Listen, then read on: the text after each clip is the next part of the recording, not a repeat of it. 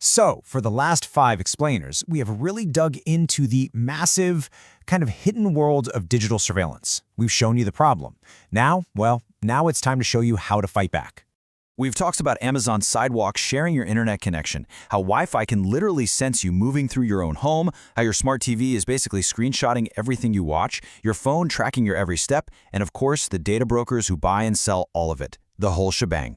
But this explainer is different. This is all about action. We're going to show you what you can actually do about all this stuff. Now look, not everything is fixable, but you'd be surprised how much of it is. And the best part? Most of these steps take less than 10 minutes. Seriously.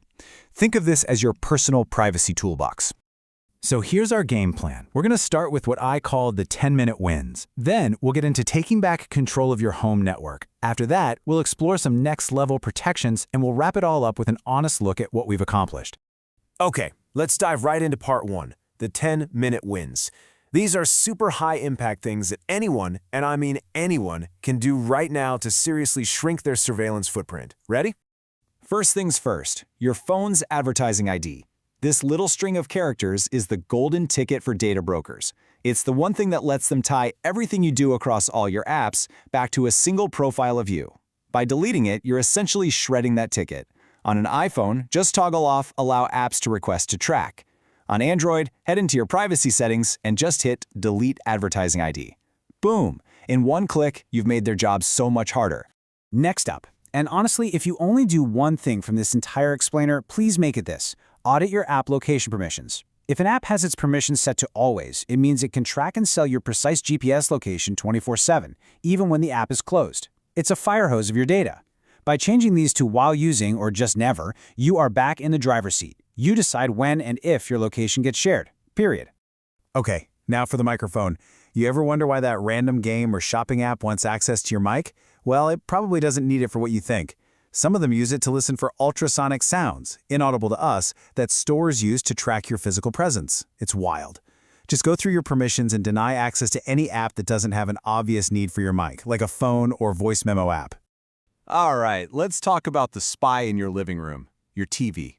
That automatic content recognition, or ACR, is the tech that lets your TV take notes on everything you watch and then sells that data.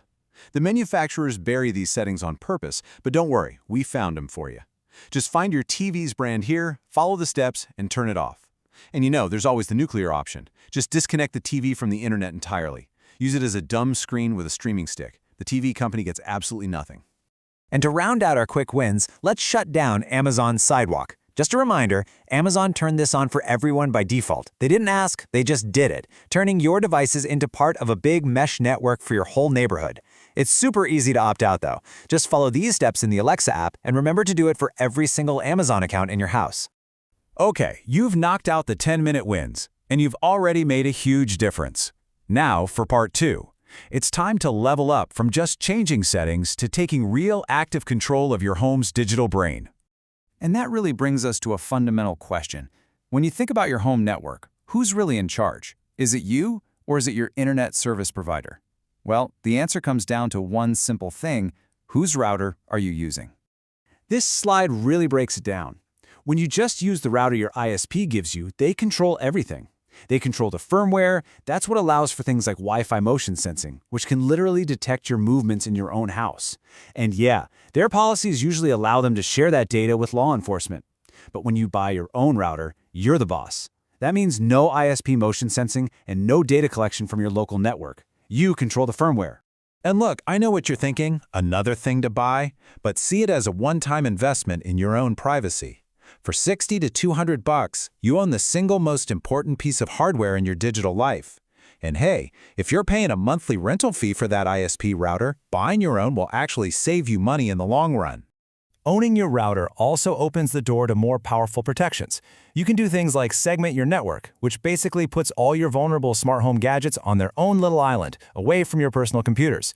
It's also a great time to do some app hygiene. Just delete any apps you haven't used in the last month. Every one of those is a potential spy.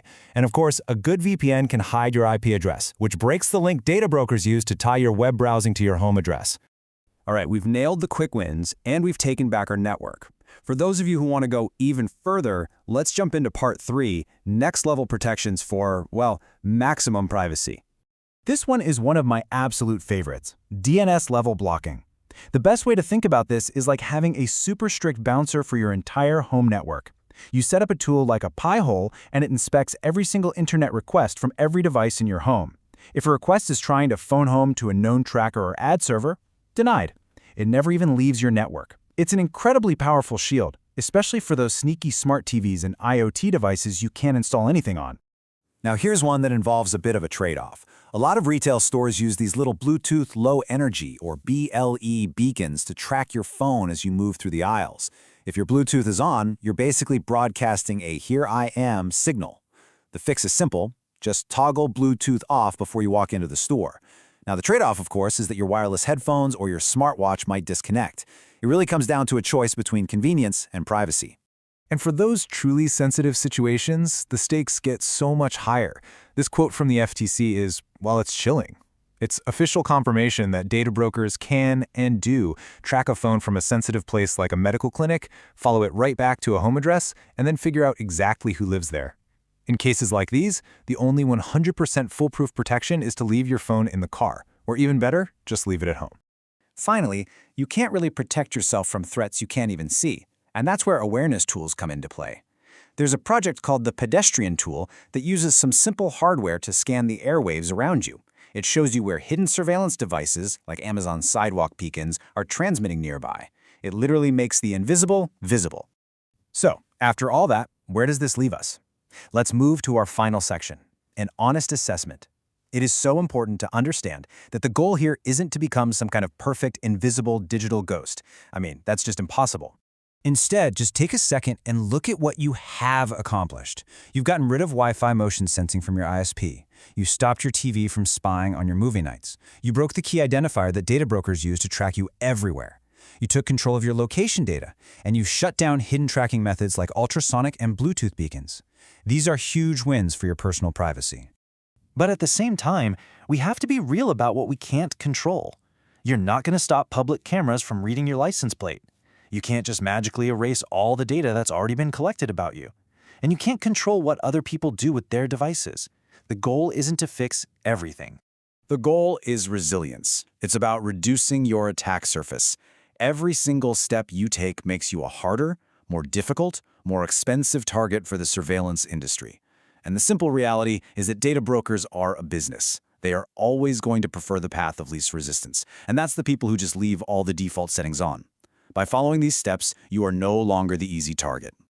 By doing this, you've clawed back a real, meaningful amount of personal control from a system that is designed from the ground up to take it away. You have protected a fundamental space for yourself, a space to think and live and act freely. So the only question left is, how are you going to use it?